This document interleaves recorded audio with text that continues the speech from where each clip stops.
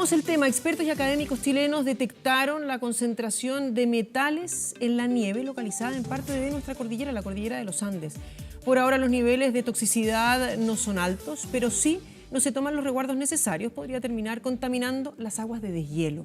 Queremos profundizar en este tema, para eso nos acompaña Raúl Cordero, académico del Departamento de Física de la Universidad de Santiago. Raúl, muchas gracias por acompañarnos, muy buenos días. Hola, buenos días. ¿Cómo se detectan estos metales? ¿Tienen un olor distinto? ¿Se ve diferente? ¿La nieve no se ve blanca para aquellas personas que, sobre todo en esta época, pueden estar cercanas a la nieve y muchas veces se habla, me comí nieve, qué rico? Sí. Bueno, los niveles de contaminantes que la nieve tiene no son suficientes para detectarlos a simple vista. Es decir, tú no vas a ver la nieve más oscura de lo que está, más allá de que sí lo está. Por otro lado, tampoco vas a percibir ningún tipo de sabor, porque como bien introduciste tú, los niveles de concentraciones que encontramos son insuficientes para provocar ningún cambio en el sabor y mucho menos algún peligro. No hay toxicidad elevada en la nieve en las concentraciones que se midieron. Así que no va por ese lado el problema, pero tú sí mencionaste el tema del color. Y justamente vía el color es que nosotros detectamos uno de los problemas que estos contaminantes tienen. La nieve, a pesar de que luce muy, muy blanca, especialmente en la zona central, cuando uno va a esquiar o va a alguno de estos centros de esquí, la nieve luce perfectamente blanca, no lo está. Está levemente más oscura de lo que debiera y eso provoca la aceleración de su derretimiento. Así que la contaminación, más allá de provocar eventualmente algún tipo de toxicidad, lo que está provocando es, lo que está produciendo es que se aceleren los derretimientos de la nieve. Y como todos sabemos, la nieve es muy importante porque en Chile, central especialmente, bebemos nieve. Recordemos, a ver, si es que hay alguna problemática, ya, dejemos por un segundo nuestra importancia humana, nuestro ombligo de lado. ¿Qué pasa con los ecosistemas? Sí, tú también mencionas algo que es muy importante. Es decir, hay muchos flora y fauna que depende de la cobertura de nieve. Si tú cambias la cobertura de nieve, y eso desafortunadamente está sucediendo en Chile a pasos muy acelerados, especialmente en Chile central. Mientras más al norte te vas en Chile, más rápido está disminuyendo la cobertura promedio de nieve anual. Mientras tú, ese tipo de reducciones, esos tipos de cambios violentos en el medio ambiente, naturalmente provoca efectos en la flora y fauna. La flora y fauna, a diferencia de los humanos, tiene muy baja capacidad de adaptación. Es decir, para los humanos nosotros tenemos una enorme capacidad de adaptación y los recursos para adaptarnos a la flora y fauna no es el caso. Así que sí, cualquier tipo de alteración violenta en el medio ambiente, que es lo que desafortunadamente está sucediendo en todo el mundo, daña a la flora y fauna.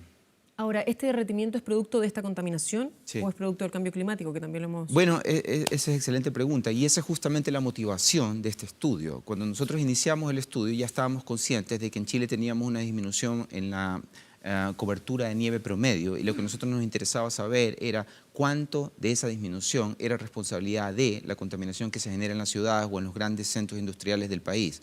Porque como tú muy bien acabas de mencionar, la nieve también es afectada por la alza de temperatura, sube la temperatura, la nieve se derrite más y también por la baja en precipitaciones, simplemente cae menos nieve también. Entonces hay tres factores, contaminación, baja de precipitaciones y alza de temperatura que estaban contribuyendo. Ahora sabemos al menos en el tema de contaminación cuál es la contribución que la contaminación tiene a esa baja en la nieve. Raúl, y continuamos con nuestra entrevista. Estamos con Raúl Cordero, académico del Departamento de Física de la Universidad de Santiago, que muy gentilmente nos esperó este ratito. Raúl, muchas gracias.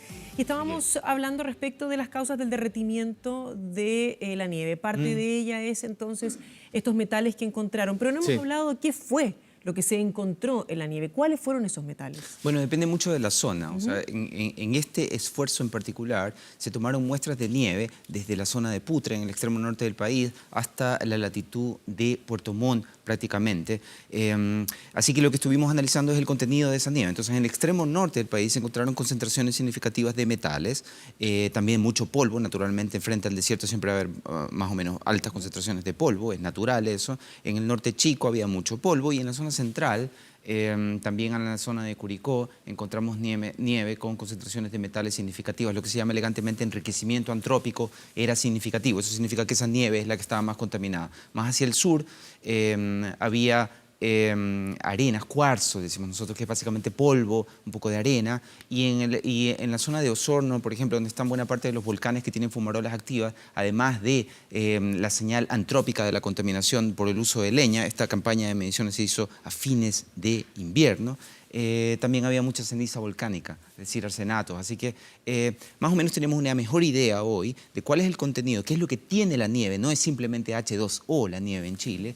Y eso nos permitió, como mencioné antes del corte, saber cuál es el efecto que la contaminación tiene del derretimiento. Estamos perdiendo nieve, ahora sabemos cuánto de ese efecto es debido a la contaminación. Ahora, Raúl, cuando hablan de polvo, cuando hablan de residuos de materia volcánica, Sí. uno podría entender, ¿y eso es novedoso? ¿Eso sorprendió? Pues es el tema de la cantidad. Es decir, uno inmediatamente dice, bueno, es lógico que va a encontrar polvo. Sí, encontramos polvo, pero ahora sabemos cuánto.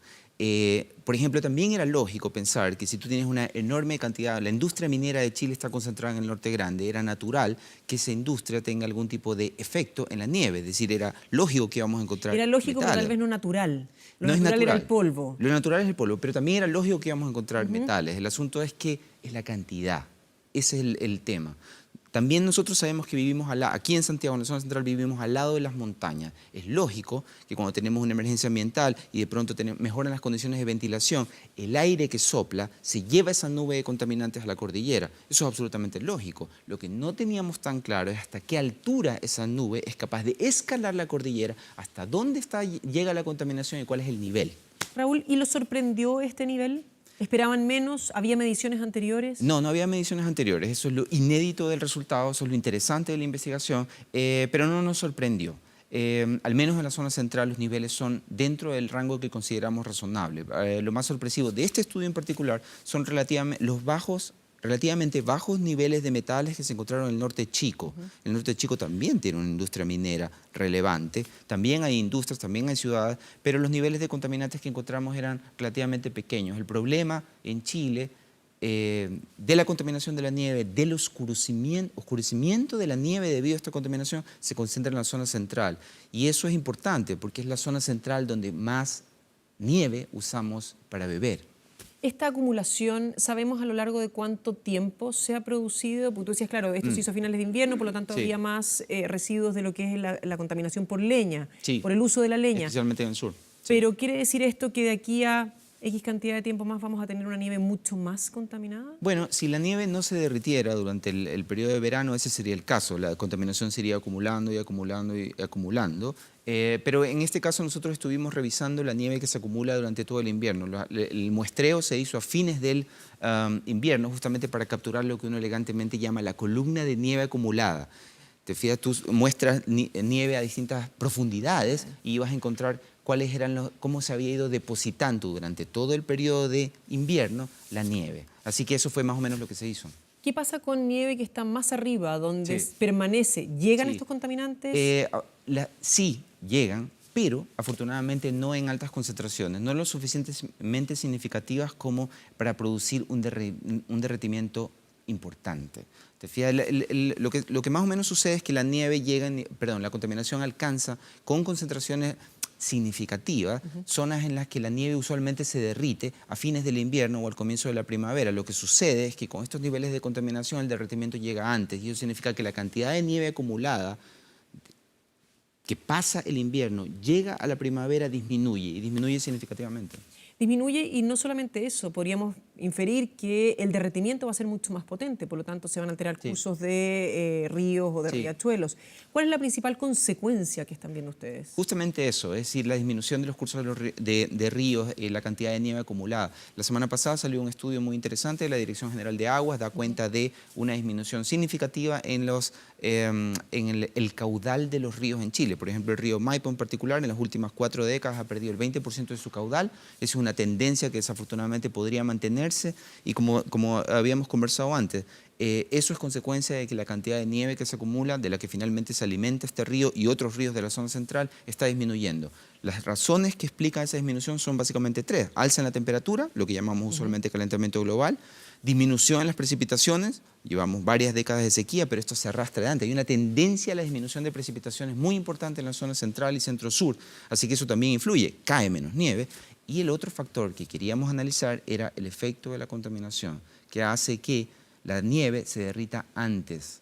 Eso significa que probablemente la nieve aumenta levemente el caudal durante un aumento relativo, aumenta levemente el caudal durante el invierno, pero queda menos nieve libre destinada a los ríos cuando comienza el periodo de hielo en primavera. ¿cuándo pretenden poder hacer una medición nuevamente? Y esto nos podría llevar a conocer cuáles podrían ser los efectos si es que existieran, o cómo se debería hacer el trabajo de las mineras, de la industria, de la contaminación por el uso de leña, para evitar que esta nieve que después nos tomamos nos vaya a producir algún daño.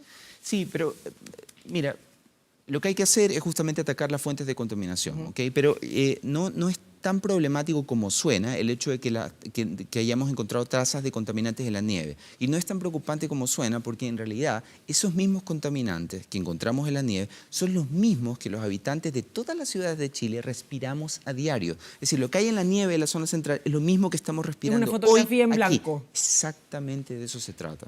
Entonces, no se trata de descontaminar la nieve solamente, sino que se trata de abatir las fuentes de contaminación porque esas son las que nos están envenenando vía respirar este aire contaminado. La nieve lo que hizo fue simplemente capturar lo que nuestros pulmones están capturando in situ hoy.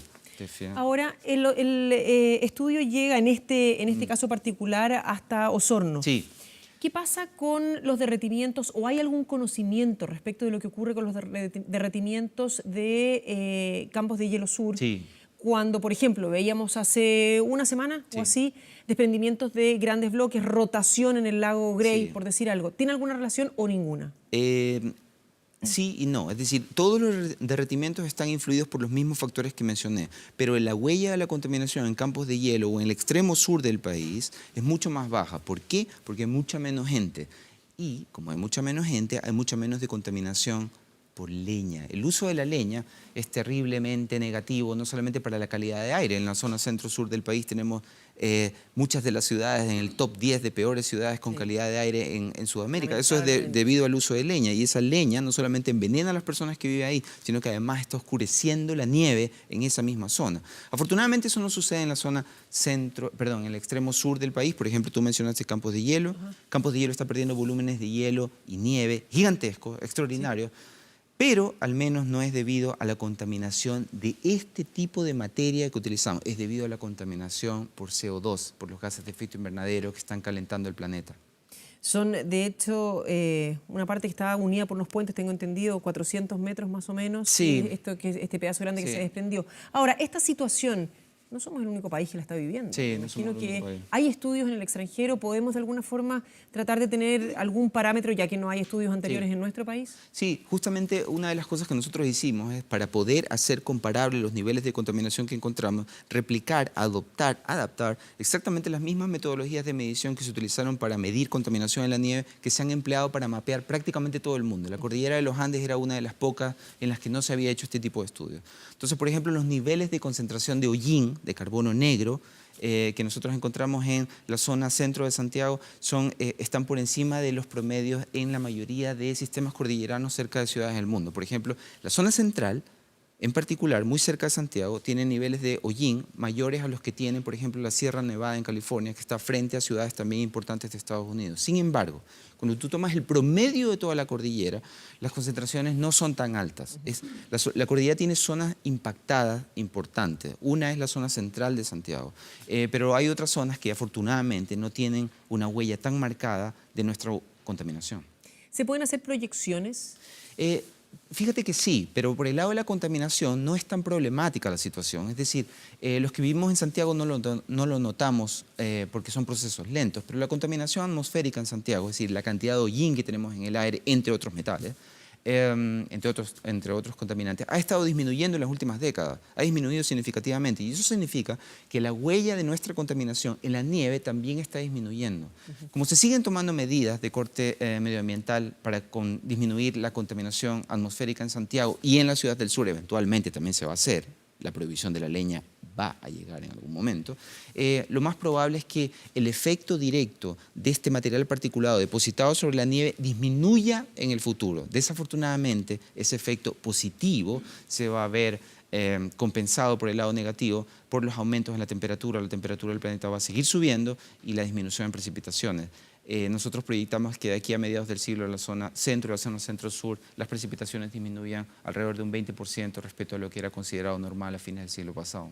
Cuando hablamos de estas proyecciones, ¿quiere decir esto que la zona desértica de nuestro país va a avanzar hasta dónde? Lo que Es hoy una manera de decirlo. Norte. es una buena manera de presentarlo. Es decir, lo que vamos a tener es que va a haber una disminución de precipitaciones en la zona centro y la zona centro-sur. La zona centro-sur ya ha perdido gran cantidad de precipitaciones. Que hemos estado viendo este año. Bueno, este año, para muestra basta un botón, como dicen. Entonces, en efecto, este año tenemos un déficit de precipitaciones extraordinario en la zona central. Vamos a ver qué pasa, todavía no llega el invierno. Este es un año de El Niño. Esperamos que el Niño nos ayude a disminuir el déficit de precipitaciones, pero hay que fijarse más de lo que sucede esta temporada, este año, en la tendencia. Y nosotros tenemos una tendencia marcada a la disminución de precipitaciones en la zona centro y centro-sur. 7% de precipitaciones por década estamos perdiendo. Y eso básicamente significa que es una manera de caracterizarlo, una buena metáfora, es decir, que el desierto de Atacama se está corriendo hacia el sur.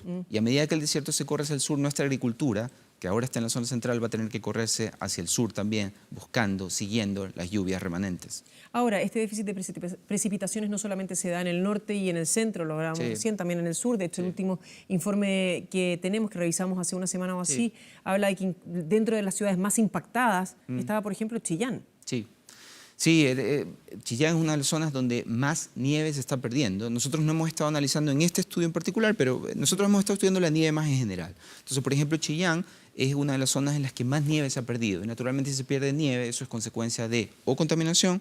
Ya vimos que la huella de la contaminación es significativa, pero en Chillán lo que más está molestando es la disminución de precipitaciones, y eso está sucediendo no solamente en Chillán, sino en toda esa zona. Es decir, tenemos a la cordillera de los Andes con cada vez menos nieve y esa tendencia va a acentuarse. No por la contaminación, como te decía, por el lado de la contaminación lo más probable es que nuestra huella de hollín en la nieve comienza a disminuir a medida que vamos haciendo más estrictas las provisiones medioambientales. Pero desafortunadamente las precipitaciones van a seguir disminuyendo y la temperatura va a seguir subiendo. Justamente, hablábamos de este estudio, un 97% de déficit de lluvias en la zona central. Cuando vemos que esto podríamos tratar de no empeorar demasiado las condiciones, pero no se puede retroceder, ¿no? Desafortunadamente no, es decir, otras veces me han preguntado lo mismo, es decir, ¿es esto ya irreversible? Me refiero al calentamiento global, el cambio climático. En nuestra expectativa de vida sí, es irreversible, pero lo que sí podemos hacer es evitar que la situación empeore, es decir, podemos detener el proceso de calentamiento, no revertirlo, pero al menos evitar que la Tierra se siga calentando. Y eso es una cuestión que sí se puede hacer y esperamos que la reunión de la COP de este año en nuestro país ayude a avanzar en esa dirección. Colabore. Ahora, ¿podemos detenerlo o podemos retrasarlo? No, se puede detener. Por ejemplo, si se tomasen las medidas agresivas que el panel intergubernamental de cambio climático recomienda para reducir la contaminación de CO2, que es el principal gas de efecto invernadero, podríamos contener el calentamiento global en 1,5 grados. Hoy la Tierra se ha calentado 1 grado.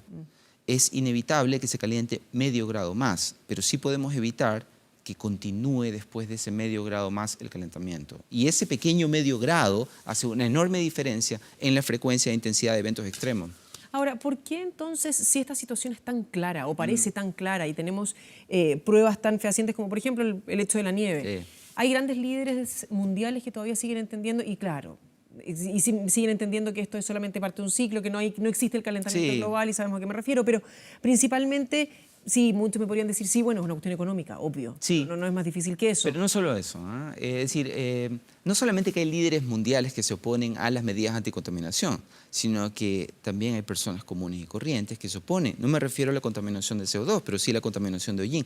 Todos sabemos que la leña contamina las ciudades del sur de Chile. Todos sabemos, ahora está más claro todavía, que la leña está contaminando la cordillera, está enfermando a las personas. Pero prohibir la leña es muy difícil en Chile porque la gente se opone. No son los grandes líderes mundiales.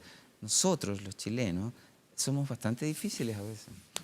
Bueno, hay un factor económico también que existe en ese tema. Raúl Cordero, muchísimas gracias por haber venido a conversar con nosotros. Muy interesante. Gracias. Muchas gracias. Buenos días. Gracias. Pausa, volvemos de inmediato, no se vaya.